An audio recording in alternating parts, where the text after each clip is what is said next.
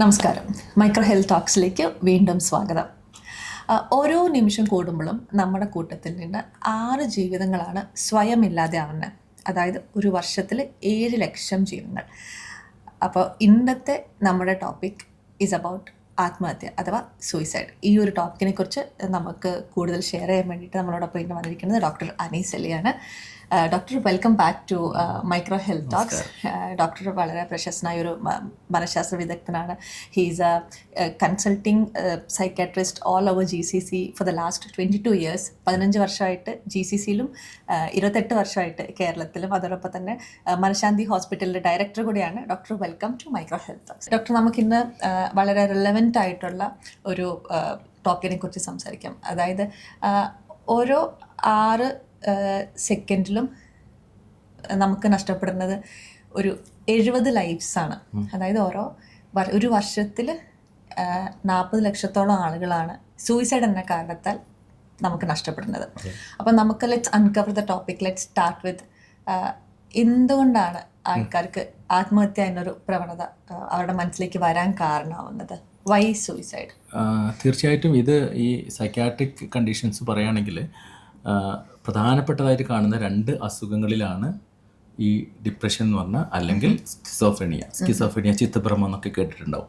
ഈ 2 അസുഖങ്ങളിലും ഈ suicide tendency വരാനുള്ള ചാൻസസ് വളരെ കൂടുതലാണ്. അതിൽ തന്നെ ഇപ്പോൾ ഡിപ്രഷൻ തന്നെ 2-3 സ്റ്റേജസ് ആയിട്ടുണ്ട്: മൈൽഡ്, മോഡറേറ്റ്, സിവിയർ. അപ്പോൾ ഈ സിവിയർ സ്റ്റേജിലാണ് കൂടുതലും ഡിപ്രഷൻ, നമ്മളെ സൂയിസൈഡ് ടെൻഡൻസി കൂടുതലുണ്ടാവുക, ആത്മഹത്യാ പ്രവണത കൂടുതലുണ്ടാവുക. അതുപോലെ സ്കിസോഫ്രീനിയയുടെ പല ഭാഗങ്ങളിലും അതിൻ്റെ മൂർധന്യാവസ്ഥയിലും ചില അസുഖങ്ങളിലെ ചില ബ്രാഞ്ചസിൽ, സ്കിസോഫ്രീനിയ പല ബ്രാഞ്ചസ് ഉണ്ട്, ആ ബ്രാഞ്ചസിൽ ചിലതിലൊക്കെ ഈ സൂയിസൈഡ് ടെൻഡൻസി വളരെ കൂടുതലാണ്. ഇതാണ് അസുഖങ്ങളുടെ കാര്യങ്ങൾ എടുക്കുകയാണെങ്കിൽ മേജറായിട്ട് കാണുന്നത്.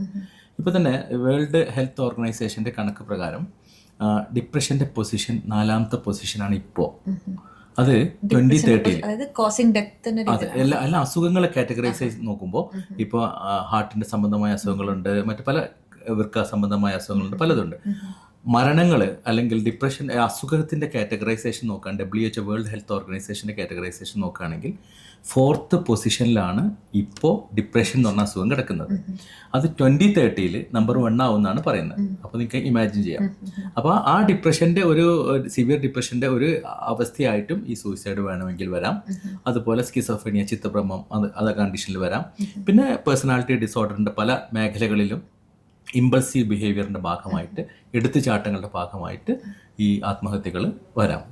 അപ്പോൾ ഇതിൽ പല കാരണങ്ങളുണ്ട്. അപ്പോൾ നമ്മൾ ഈ ഒരു ആത്മഹത്യ എന്ന് പറയുമ്പോൾ ഓവറോൾ നമുക്കതിനൊരു ആത്മഹത്യ, ജീവിതം നഷ്ടപ്പെട്ടു ഒക്കെ പറയുന്നുണ്ടെങ്കിലും അതിൻ്റെ ഹിസ്റ്ററി ഡീറ്റെയിൽ ബാക്കോട്ട് പോയി നോക്കുമ്പോൾ മാത്രമേ നമുക്ക് ഏത് കാറ്റഗറിയിലാണ് ഈ വ്യക്തി നിൽക്കുന്നത് എന്ന് മനസ്സിലാവുള്ളൂ. പുറത്തോട്ട് നമ്മൾ ന്യൂസിൽ കേൾക്കുമ്പോൾ ഒരു ജീവൻ നഷ്ടപ്പെട്ടു എന്ന് പറഞ്ഞാൽ അതിൻ്റെ പിന്നിൽ കുറേ പിന്നാമ്പുറത്ത് കഥകളുണ്ടാവും. ചിലപ്പോൾ ആ കഥകൾ നമ്മൾ ഡീറ്റെയിൽ ഇവാലുവേഷൻ നടത്തണം.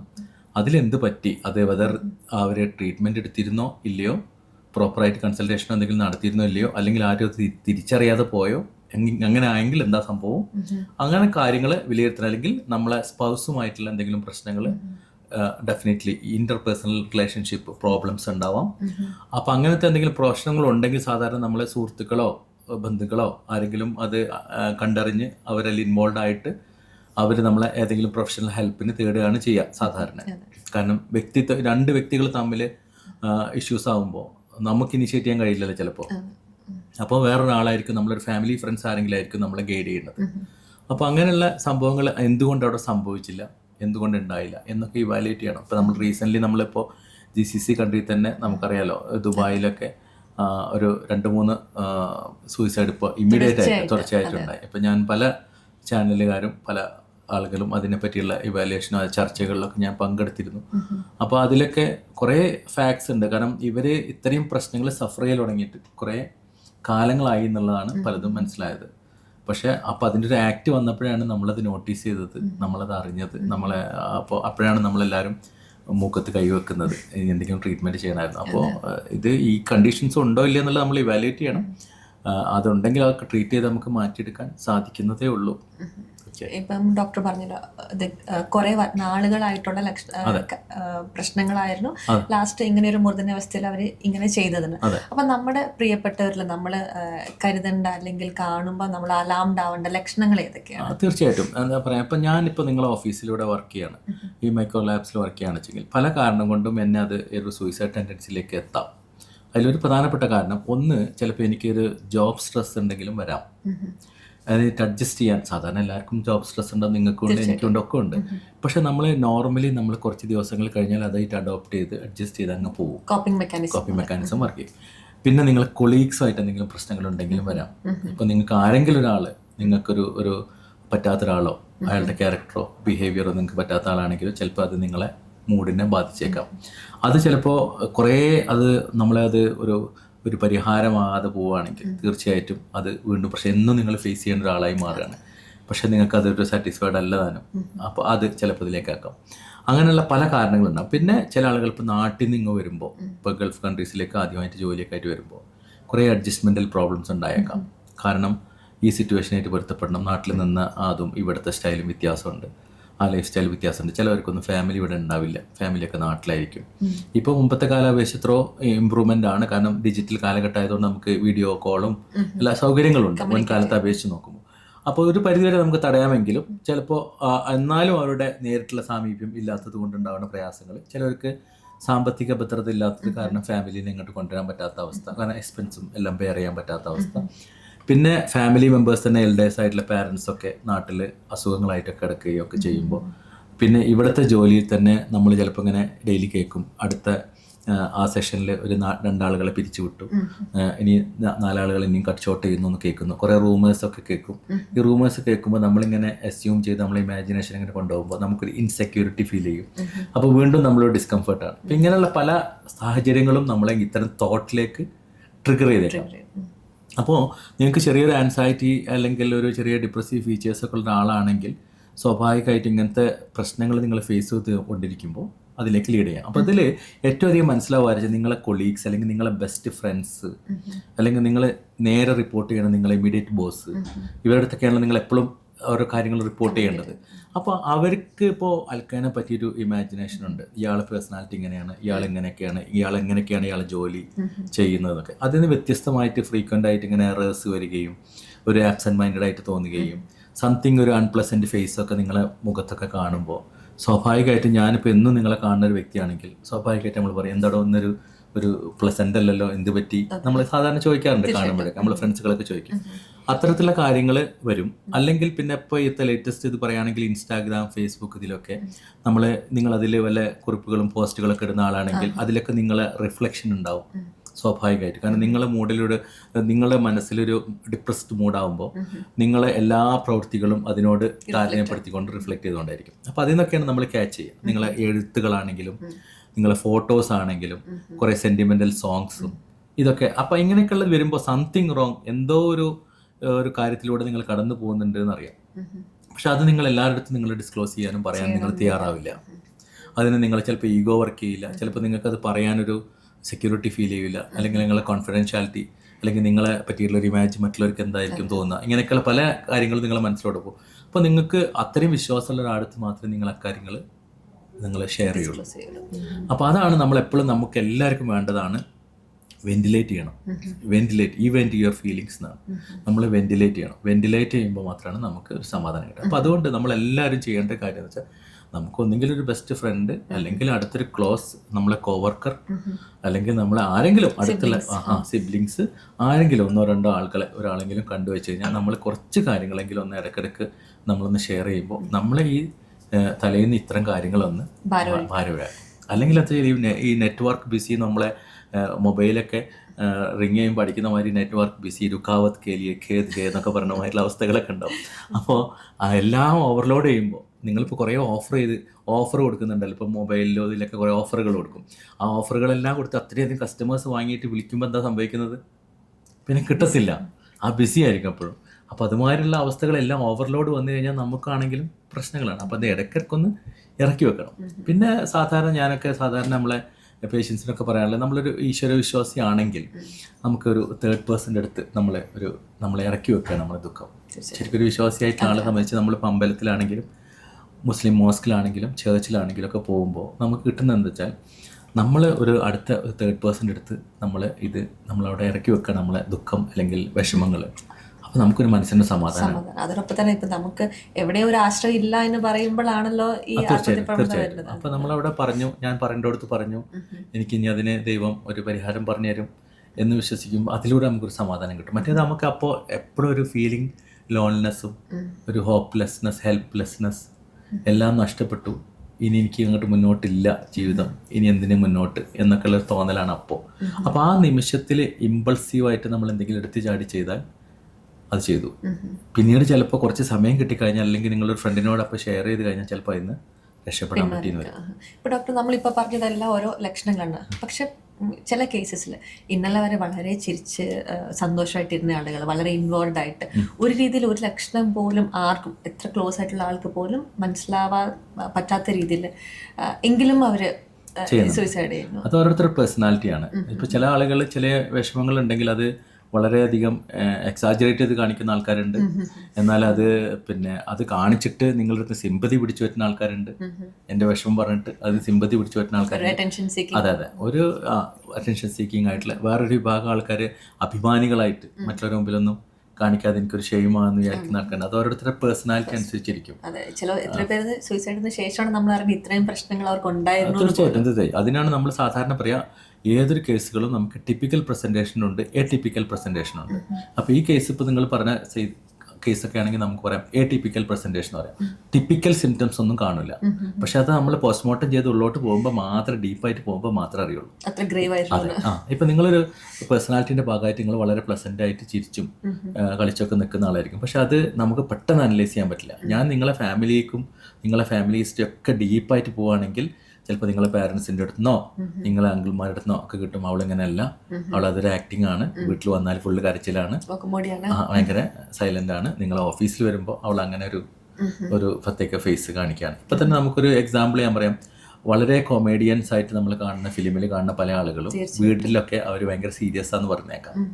പക്ഷെ അവരെ കാണുമ്പോൾ നമ്മൾ പുറത്ത് പ്രേക്ഷകരായിട്ട് നമുക്കടക്കം കാണുമ്പോൾ ചിരിയാ വരും, ചിരിപ്പിക്കലാണ് പറയുന്നത്. കാരണം അവർ ആ റോളൊക്കെയാണ് നമ്മുടെ മൈൻഡിൽ അപ്പോൾ സ്ട്രൈക്ക് ചെയ്യുന്നത്. പക്ഷെ അവർ വീട്ടിൽ ഒക്കെ ഭയങ്കര സീരിയസ് ആയിട്ടുള്ള ആക്ടേഴ്സൊക്കെയാണ്. അപ്പോൾ അങ്ങനെയുള്ള സിറ്റുവേഷൻസ് ഉണ്ട്. അപ്പോൾ ചില ആളുകൾ അവരത് സപ്രസിങ് നേച്ചറായിരിക്കും. ഇപ്പോൾ ആൽക്കഹോൾ കഴിക്കുന്ന ആൾക്കാർ പല നേച്ചറുണ്ട്, പല പേഴ്സണാലിറ്റി. ആൽക്കഹോൾ കഴിക്കുന്ന ആളുകൾ ചിലവർ ഭയങ്കര ഇമോഷണൽ ആവുന്നവരുണ്ട്, ഭയങ്കര എക്സാജറേറ്റ് ചെയ്ത് ഭയങ്കര വയലൻസ് കാണിക്കുന്നവരുണ്ട്, ഹൈപ്പർ ആവുന്നവരുണ്ട്, എന്നാൽ ആർക്കും ബുദ്ധിമുട്ടില്ലാതെ കാമായിട്ടിരിക്കുന്നവരുണ്ട്. ഇതൊക്കെ ഒരേ സാധനം തന്നെ കഴിക്കുന്നത്. അപ്പോൾ ഓരോരുത്തരിൽ ആക്ട് ചെയ്യുന്നത് ഓരോരുത്തരുടെ പേഴ്സണാലിറ്റി ഡിഫറെൻ്റ് ആണ്, റിയാക്ഷൻസ് ഡിഫറെൻ്റ്. അപ്പോൾ അതെങ്ങനെ നമുക്ക് പറയാൻ പറ്റില്ല. പക്ഷെ എന്നാലും കൂടുതൽ ഡീറ്റെയിൽ എടുക്കുകയാണെങ്കിൽ, ഇവാലുവേഷൻ നടത്തുകയാണെങ്കിൽ നമുക്ക് ഓരോന്നോരോന്ന് അവിടെ ഇവിടെ നിന്നൊക്കെ കിട്ടും, മനസ്സിലാക്കാൻ സാധിക്കും. തീർച്ചയായിട്ടും. അപ്പം നമ്മുടെ കൂടെ ഒരു റെസ്പോൺസിബിലിറ്റിയാണ്, ചുമതലയാണ് നമ്മുടെ കൂടെ കരുതാനുള്ളതും കേൾക്കാനുള്ളതും. പിന്നെ മറ്റൊരു പ്രശ്നം എന്ന് വെച്ചാൽ ഇങ്ങനത്തെ കാര്യങ്ങൾ പറയുമ്പോൾ, ഇപ്പോൾ ഇത് ഇങ്ങനൊരു പ്രശ്നം ഉണ്ടെങ്കിൽ നമ്മൾ സജസ്റ്റ് ചെയ്യുന്നതാണ് നമുക്ക് ഒന്നെങ്കിൽ ഒരു ക്ലിനിക്കൽ സൈക്കോളജിസ്റ്റിൻ്റെ അടുത്ത് അല്ലെങ്കിൽ ഒരു സൈക്യാട്രിസ്റ്റിൻ്റെ അടുത്ത് പോകാനാണ്. അപ്പോഴും ആളുകൾക്കൊരു മെൻ്റൽ സ്റ്റിഗ്മ ഉണ്ട്. അതോ എനിക്കിപ്പോൾ അങ്ങനെ മാനസിക പ്രശ്നമൊന്നുമില്ല, നീ ഇപ്പോൾ അങ്ങനെയാണോ എന്നെ കാണുന്നത്, എനിക്ക് അങ്ങനെ മാനസിക പ്രശ്നമൊന്നുമില്ലടോ എന്നൊക്കെ പറയുന്നൊരവസ്ഥയാണ്. അപ്പോൾ മാനസികമായിട്ടുള്ള മനസ്സിനെ ബാധിക്കുന്ന എന്ത് പ്രശ്നങ്ങളാണെങ്കിലും അതിന് മാനസികം എന്നാ പറയാം. അതിൽ നമ്മളൊരു ഷെയിമോ കുറവൊന്നും കാണേണ്ട ആവശ്യമില്ല. നമ്മളെപ്പോഴും പ്രയോറിറ്റൈസ് ചെയ്യേണ്ടത് നമ്മുടെ ജീവിതത്തിനാണ്. അപ്പോൾ നമുക്കൊരു പ്രശ്നം ഉണ്ടായിക്കഴിഞ്ഞാൽ ആ പ്രശ്നം സഫർ ചെയ്തിട്ട് മുന്നോട്ട് പോകുമ്പോൾ എന്താ സംഭവിക്കുന്നത് വെച്ചാൽ ഉള്ളിലുള്ള ഇൻറ്റേർണൽ ഓർഗൻസിനൊക്കെ ഫിസിക്കലി ബാധിക്കുന്നുണ്ട്. അതിങ്ങനെ കാർന്ന് തിന്നുകൊണ്ടിരിക്കുന്നുണ്ട്. ഇപ്പം നിങ്ങളൊരു ഡിപ്രഷൻ അനുഭവിച്ചുകൊണ്ടിരിക്കുന്ന ഒരാളാണെങ്കിൽ നിങ്ങൾ പുറത്തോട്ട് എത്ര മറച്ചു വെച്ചാലും നിങ്ങളെ ഇൻറ്റേർണൽ ഓർഗൻസിന് അറിയില്ല നിങ്ങൾ ടെൻസ്ഡാണ്. മനസ്സിലായില്ലേ? അതിങ്ങനെ ചെറുങ്ങനെ മുറിവുണ്ടാക്കിക്കൊണ്ടിരിക്കുന്നുണ്ട്. പക്ഷേ ചില സമയത്ത് നിങ്ങൾക്കത് വല്ലാതെ പ്രകടിപ്പിക്കാതെ മുന്നോട്ട് പോകും. പക്ഷെ കുറച്ച് കഴിഞ്ഞാൽ അത് എല്ലാം വീഴും. അടി തെറ്റ ആനയും വീഴുമെന്ന് പറഞ്ഞ മാതിരി പ്രശ്നങ്ങളാവും. കാരണം ഒരു കപ്പാസിറ്റി കഴിഞ്ഞാൽ നിങ്ങൾക്ക് പിന്നെ താങ്ങിക്കൊണ്ടുപോകാൻ കഴിയില്ല. അപ്പോൾ ഒരു ബ്ലാസ്റ്റ് ആയിരിക്കും എല്ലാം കൂടി. പല കേസുകളും നമുക്കറിയാം. അവരെ പെട്ടെന്ന് ഇങ്ങനെ ഉണ്ടായതെന്ന് വെച്ചാൽ അല്ല, പക്ഷെ അവരത് പുറത്തോട്ട് കണ്ടിട്ടില്ല. വീട്ടുകാരോടൊക്കെ ഞങ്ങൾ ചോദിക്കുമ്പോൾ പറയും ഒരു കുറച്ച് ദിവസങ്ങളായി, പിന്നെയും ഡീറ്റെയിൽ ആയി ചോദിക്കുമ്പോൾ പറയും 2-3 ആഴ്ചയായി. അപ്പോൾ ഒരു 15 days എങ്കിലും ഈ ഡിപ്രസീവ് സിംറ്റംസ് ഒക്കെ നിലനിൽക്കുകയാണെങ്കിൽ മാത്രമേ നമ്മൾ ഡിപ്രഷൻ എന്ന് പറയുള്ളൂ, അല്ലെങ്കിൽ ഡിപ്രസ്ഡ് മൂഡിനെ പറയുള്ളൂ. ഇപ്പം നിങ്ങൾക്ക് അറിയാം, കുറച്ച് മാസങ്ങൾക്ക് മുമ്പ് എറണാകുളത്തുള്ള ലേക്ക് ഷോർ ഹോസ്പിറ്റലിലെ ഒരു പ്രമുഖമായിട്ടുള്ള ഒരു യൂറോളജിസ്റ്റ് സൂയിസൈഡ് ചെയ്തു. അപ്പോൾ അദ്ദേഹത്തിനൊക്കെ നമുക്ക് ചിലരൊക്കെ സൂയിസൈഡ് ചെയ്യുമ്പോൾ പറയും ഫിനാൻഷ്യൽ ക്രൈസിസ് ആണ്. അദ്ദേഹത്തിനെ സംബന്ധിച്ചൊക്കെ നോക്കുകയാണെങ്കിൽ ഫിനാൻഷ്യൽ ക്രൈസിസ് ഒന്നുമില്ല, ഒട്ടുമില്ല. ഹൈ പെയ്ഡ് ആണ്, മനസ്സിലായി. അപ്പോൾ അങ്ങനത്തെ ഒരു പ്രശ്നം അവിടെ കിടക്കുന്നില്ല. ഫാമിലി ആയിട്ട് എന്തെങ്കിലും പ്രശ്നമുണ്ടോ? അതുമില്ല. ഫാമിലി മക്കളും എല്ലാം വെൽ സെറ്റിൽഡ് ആണ് എല്ലാം. എന്നിട്ടും അദ്ദേഹം ലാസ്റ്റ് മൊമെൻറ്റിൽ എന്താ ചെയ്തത്? അദ്ദേഹത്തിൻ്റെ ഒരു ഔട്ട് ഹൗസിൽ പോയി അദ്ദേഹത്തിൻ്റെ മകനും ഒരു യൂറോളജിസ്റ്റ് ആയിട്ടുള്ള ആൾ കൂട്ടിയിട്ട് പോയി ആ ഔട്ട് ഹൗസിൽ സംസാരിച്ച് കഴിഞ്ഞ് അവനെ എന്തോ കാരണങ്ങൾ പറഞ്ഞിട്ട് അദ്ദേഹത്തിൻ്റെ മകനെ സെൻഡ് ഓഫ് ചെയ്തിട്ട് അയാൾ നേരെ മേലോട്ട് പോയി ആക്ടിലേക്ക് കിടക്കുകയാണ്. അപ്പോൾ നിങ്ങൾ ആലോചിക്കുക ആ നിമിഷം വരെ. അപ്പോൾ അയാൾ വെൽ പ്ലാൻഡ് ആണ്. അയാളെ മനസ്സിനെ അയാൾക്ക് മാറ്റാൻ അപ്പോൾ കഴിഞ്ഞിട്ടില്ല, സാധിച്ചിട്ടില്ല. അയാൾ ആരുടെ അടുത്തും പറഞ്ഞിട്ടും ഉണ്ടാവില്ല. അയാളെ കുറിപ്പുകളിലോ മറ്റുള്ളിലോ ഒന്നും റിഫ്ലക്റ്റ് ചെയ്തില്ല. പിന്നെ നമ്മളിപ്പോൾ ഇങ്ങനെ ഇവാലുവേറ്റ് ചെയ്ത് നോക്കുമ്പോൾ അതിന് കിട്ടിയ കുറച്ച് എവിഡൻസുകൾ ഇപ്പോൾ സ്റ്റിൽ അതിൻ്റെ കാര്യങ്ങളൊക്കെ എൻക്വയറീസൊക്കെ നടന്നുകൊണ്ടിരിക്കുന്നു. കിട്ടിയതെന്ന് വെച്ചാൽ അയാൾക്ക് ഒരു പാർക്കിൻസൺസ് എന്ന അസുഖത്തിൻ്റെ ചെറിയൊരു സിംറ്റംസ് എന്തോ കണ്ടു എന്നും അത് അയാളൊരു ഡോക്ടർ ആയതുകൊണ്ട് അയാൾക്ക് തന്നെ അതിൻ്റെ റിയലൈസ് ചെയ്യാൻ പറ്റുകയും അതിൻ്റെ ഗ്രോത്തിന് എങ്ങനെ ഫർദർ പ്രോഗ്നോസിസ് എങ്ങനെ ഉണ്ടാവും ചിലപ്പോൾ അയാൾ ഇമാജിൻ ചെയ്തിട്ടുണ്ടാവും. ഇദ്ദേഹമാണെങ്കിൽ ഒരു സർജനാണ്, ഒരു യൂറോ സർജനാണ്. ആ സർജൻ എന്ന് പറഞ്ഞാൽ അറിയാം, നമുക്കറിയാം ഹാൻഡ് സ്കില്ലാണ് മെയിനായിട്ട്, മനസ്സിലായി. അപ്പോൾ ആ സ്കില്ല് നഷ്ടപ്പെടുമോ, അല്ലെങ്കിൽ അത്രയും പോപ്പുലറായിട്ടൊരു വ്യക്തിത്വമാണ്, അത് നഷ്ടപ്പെടുമ്പോൾ അത് പോയി കഴിഞ്ഞാൽ പിന്നെ എൻ്റെ നിലനിൽപ്പ് എന്ത് എന്നുള്ള ചിന്ത ആയിരിക്കണം ഒരുപക്ഷെ അദ്ദേഹത്തിന് ഇത് എത്ര ഒരു ആക്ടിലേക്ക് പോയി എന്ന് വേണം നമ്മൾ ചിന്തിക്കാൻ. അപ്പോൾ ഇങ്ങനെ വലിയ വലിയ പ്രഗത്ഭരായിട്ടുള്ള ആളുകളും ചില സിറ്റുവേഷൻസിൽ അവർക്ക് ഡിസിഷൻ എടുക്കാൻ പറ്റാതെ എന്നാൽ മറ്റുള്ളവർക്കൊക്കെ സൊല്യൂഷൻ പറഞ്ഞു കൊടുക്കുന്ന ആളായിരിക്കും. ആ പർട്ടിക്കുലർ സിറ്റുവേഷനിൽ എന്താ ചെയ്യേണ്ടതെന്ന് അറിയാതെ ഒരു അഡ്ജസ്റ്റ്മെൻറ്റ് പ്രോബ്ലം വന്നിട്ട് ഓൺലി ഇതേ ഇനി വഴിയുള്ളൂ എന്ന് പറഞ്ഞിട്ട് അവസാനിപ്പിക്കുന്നൊരു അവസ്ഥയുണ്ട്. അപ്പോൾ ഇതാർക്കും വരാം. അപ്പോൾ ഇതിന് ചെയ്യുമ്പോൾ ചില മെഡിക്കേഷൻസൊക്കെ ഞങ്ങൾ ചില സിറ്റുവേഷൻസിൽ സജസ്റ്റ് ചെയ്യും. അപ്പോൾ എല്ലാവരും ചോദിക്കുന്ന ഒരു ചോദ്യമാണ്, എന്തിനാ അപ്പോൾ ഇതിനൊക്കെ മരുന്ന്, അല്ലെങ്കിൽ ഈ ആത്മഹത്യ ചിന്തയൊക്കെ ഡോക്ടറെ മരുന്ന് കഴിച്ചാൽ മാറുമോ, ഇതൊക്കെ നിങ്ങളൊരു ബിസിനസ് അല്ലേ, ഇങ്ങനെയൊക്കെയാണ് ആളുകൾ സംസാരിക്കുക. അപ്പോൾ ഒരു തമാശ എന്നോണം പറയുമ്പോൾ നമുക്ക് അതിൽ കൂടി കൊടുക്കാം. പക്ഷേ ഒരു മെഡിസിൻ ഇറക്കുകയാണെങ്കിൽ ഇപ്പോൾ നിങ്ങളെപ്പോലെ മൈക്രോ ലാബ്സ്, ഇപ്പോൾ നിങ്ങളൊരു ലാബ്സാണ്, ഇതിലൊക്കെ പല ഇൻവെസ്റ്റിഗേഷനും ചെക്കിങ്ങും ഒക്കെ കഴിഞ്ഞിട്ടാണ് ഒരു ഫൈനൽ ഡയഗ്നോസിസിലേക്ക് എത്തുന്നത്. അല്ലാതെ നമുക്ക് ഒറ്റയടിക്ക് ഒരു അസുഖമാണെന്നോ അങ്ങനെ എന്തെങ്കിലും ഡിറ്റക്ട് ചെയ്യാൻ പറ്റും. പിന്നെ ഓഫ് കോഴ്സ് പബ്ലിക് പറയുന്ന മാതിരി ചില എറേഴ്സുകളൊക്കെ എപ്പോഴും തെറ്റും. അത് മെഷീനാണെങ്കിലും ആളുകൾ ചെയ്യുന്നതാണെങ്കിലും ഒക്കെ തെറ്റും. അത് വിചാരിച്ചിട്ട് നമുക്ക് ഒരിക്കലും ജനറലൈസ് ചെയ്തിട്ട് പറയാൻ പറ്റത്തില്ലല്ലോ. അപ്പോൾ അങ്ങനെയുള്ള ഒരു അവസ്ഥ നമുക്ക് ഉണ്ട്. അപ്പോൾ ഈ മരുന്ന് കഴിക്കുമ്പോൾ ചില ഈ ഡിപ്രഷനുള്ള ആളാണെന്നുവെച്ചെങ്കിൽ ഇപ്പോൾ സെറോട്ടോണിൻ ലെവലിൽ കുറവ് വരുമ്പോഴാണ് സാധാരണ ഡിപ്രഷനൊക്കെ സംഭവിക്കുന്നത്. അതുപോലെ ഡോപ്പമിനിലെ ചേഞ്ചസ് വരുമ്പോൾ ഉണ്ടാകുന്ന ചേഞ്ചസ്, ആ ചേഞ്ചസിനെ കറക്റ്റ് ചെയ്യാനാണ് നമ്മൾ മെഡിസിൻ കഴിക്കുന്നത്. ഇപ്പോൾ ഒരു ആൻറ്റി ഡിപ്രസൻറ്റ് കഴിക്കുമ്പോൾ നമുക്ക് ഈ പിന്നെ സെറോട്ടോണിൻ ലെവലിൻ്റെ അതിനൊക്കെ കുറച്ചൊന്ന് ബൂസ്റ്റ് ചെയ്ത് എലവേറ്റ് ചെയ്യാനാണ് നമ്മൾ കൊടുക്കുന്നത്. അപ്പോൾ എന്താ ചെയ്യുക, നമ്മൾ മൂഡ് എലവേറ്റ് ചെയ്യും. അപ്പോൾ നമുക്ക് ഒരു മനോധൈര്യം കിട്ടും, മനസ്സിനൊരു ധൈര്യം കിട്ടും, എന്തിനും ചെറുത്ത് നിൽക്കാനുള്ള ഒരു കപ്പാസിറ്റി കിട്ടും. അപ്പോൾ ഇങ്ങനെ ഒരു പ്രശ്നം ഞാൻ ഫേസ് ചെയ്യുകയാണ്, എനിക്ക് എന്തെങ്കിലും ഒരു ഡിപ്രഷനായിട്ട് ഭയങ്കര ഫീലിംഗ് വരുന്നുകൊണ്ടിരിക്കുന്ന ഒരു അവസ്ഥയാണ്, ഒരു സാഡ് ഫീലിംഗ് വരികയാണെങ്കിൽ ഈ മരുന്ന് കഴിക്കുമ്പോൾ എന്താ ഉണ്ടാവുകയെന്ന് വെച്ചാൽ എനിക്ക് അതിനൊരു ഓവർലാപ്പിംഗ് വന്നിട്ട് ആ പ്രോബ്ലത്തിന് മുമ്പ് മുകളിലൊരു കവറിങ് വന്നിട്ട് എനിക്ക് അതിന് റെസിസ്റ്റ് ചെയ്യാനുള്ളൊരു മനക്കരുത്ത് കിട്ടും.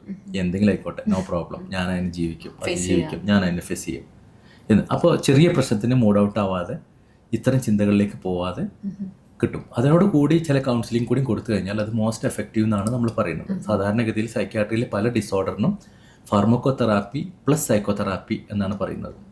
ഫാർമക്കോതെറാപ്പി എന്ന് പറഞ്ഞാൽ മെഡിസിൻസ്, അതിൻ്റെ കൂടെ സൈക്കോതെറാപ്പി കൗൺസിലിംഗ് കൂടി കിട്ടുകയാണെങ്കിൽ മോസ്റ്റ് എഫക്റ്റീവ് എന്നാണ് പറയുന്നത്. അങ്ങനെ നമുക്കതിന് മാറ്റിയെടുക്കാൻ സുഖമായിട്ട് പറ്റും. എന്നിട്ട് ആ മെഡിസിൻ നമ്മൾ ഗ്രാജ്വലി അത് ടേപ്പർ ചെയ്തിട്ട് അയാൾ നോർമൽ ലൈഫിലേക്ക് വരുമ്പോൾ അയാൾക്ക് വേണ്ട നെസസറി കൗൺസിലിംഗ് കൊടുത്ത് അയാളെ നോർമാലിറ്റിയിലേക്ക് വരുമ്പോൾ നമ്മൾ ഈ മരുന്ന് ടേപ്പർ ചെയ്ത് നിർത്തുക ചെയ്യാം. പിന്നെ ചില ആളുകൾക്ക് നമ്മൾ സ്ഥിരമായിട്ട് കുറച്ച് കാലങ്ങൾ കൂടുതലായിട്ട് മരുന്ന് കഴിക്കേണ്ടി വരുന്നത്, അത് റിപ്പീറ്റഡ് എപ്പിസോഡ് വരുന്ന ആളുകളാണെങ്കിൽ ചിലപ്പോൾ നമ്മൾ കുറച്ച് സമയം കൂടുതൽ കഴിക്കേണ്ടി വരും. അങ്ങനെ പല ആളുകളും ചെയ്യുന്ന ഒരു മിസ്റ്റേക്കാണ്, കുറച്ച് കഴിഞ്ഞ് മരുന്ന് കഴിച്ച് കഴിഞ്ഞാൽ ബെറ്റർ ആയി കഴിഞ്ഞാൽ അങ്ങ് സ്റ്റോപ്പ് ചെയ്യും. അപ്പോഴും ഡോക്ടേഴ്സ് ചിലപ്പോൾ നിർത്തരുതെന്ന് പറഞ്ഞാലും ചില ആളുകളുടെ കൺക്ലൂഷനിലെത്തും, ഡോക്ടർമാർ ഇങ്ങനെയൊക്കെയാണ് പറയാം, അതൊന്നും നമ്മൾ കേൾക്കണ്ട, എൻ്റെ ആ കസിൻ ഇങ്ങനെ നിർത്തിയിട്ട് ഒരു കുഴപ്പമില്ല, ഈ കസിൻ ഇങ്ങനെ നിർത്തിയിട്ട് കുഴപ്പമില്ല. അപ്പോൾ എല്ലാവരും ജനറലൈസ് ചെയ്യാൻ ഒരിക്കലും പറ്റില്ല. ഈ സൈക്കാട്രിക് പ്രോബ്ലംസൊക്കെ പലതും പല ഇൻഡിവിജ്വൽസിലും പല മാതിരിയാണ് പ്രസൻറ്റ് ചെയ്യുക. ഇപ്പോൾ ഒരു ഡിപ്രഷൻ തന്നെ പലക്കൊക്കെ ഉണ്ടായെങ്കിൽ എനിക്കും അതേ അസുഖം ഉണ്ടായാൽ ഞാനും നിങ്ങളും പ്രസൻറ്റ് ചെയ്യുന്നത് ഒരേ സിംറ്റംസ് തന്നെ ആയിക്കൊള്ളുന്നില്ല. സിംറ്റംസിൽ 1-2 ഉണ്ടാവും, പക്ഷെ അതൊക്കെ കുറേ അങ്ങോട്ടും ഇങ്ങോട്ടൊക്കെ ചേഞ്ചസ് ഉണ്ടാവും. കാരണം നിങ്ങളെ ബോഡി പ്രതികരിക്കുന്ന മാതിരി ആവില്ല എൻ്റെ ബോഡി പ്രതികരിക്കുന്നത്. അപ്പോൾ അതുകൊണ്ട് ഒരു അച്ചടി പ്രിൻ്റ് മാതിരി കറക്റ്റ് ഇങ്ങനെയൊക്കെയാണ് വരികയെന്ന് നമുക്ക് പറയാൻ പറ്റില്ല. പക്ഷേ ഒരു മേജർ സിംറ്റംസ് ഒക്കെ നോക്കിയിട്ടാണ് നമ്മൾ ആ ഡയഗ്നോസിസിലേക്ക് എത്തുക.